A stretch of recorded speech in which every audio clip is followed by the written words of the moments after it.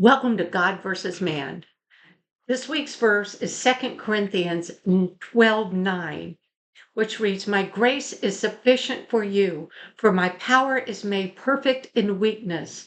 Therefore, I will boast all the more gladly about my weakness, so that Christ's power may rest on me."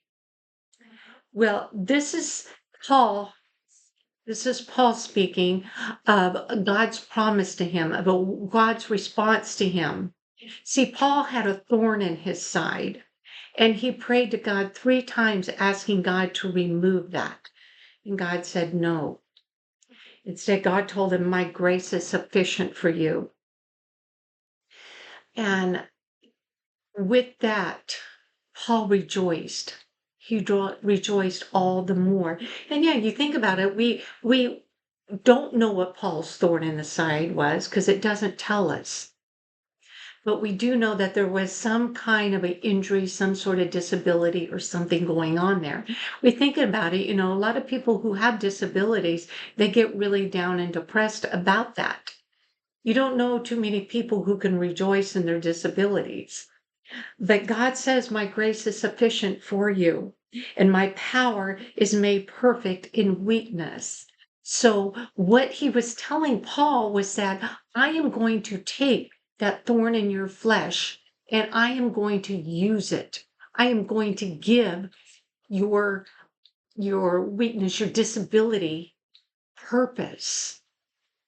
And so God did that. And then other people we're seeing God's work through Paul in drawing those people in and drawing them to God. You see, we need to remember that in our times of problems, whether we're down or whether we have a disability, whatever it is. We need to remember that. We need to remember that God can use that. God can give our disabilities purpose. He can use it to show other people. He can use that to bring glory to his name. And he can comfort you at the same time while you deal with that disability. So we need to be not down and depressed that we now have a disability. Maybe we didn't used to have it. Maybe we weren't born with it. But either way, we can use that to help other people.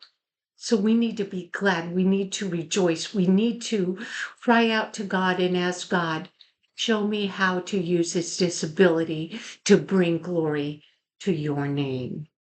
Okay. You all have a great day. I love you all. And until next week.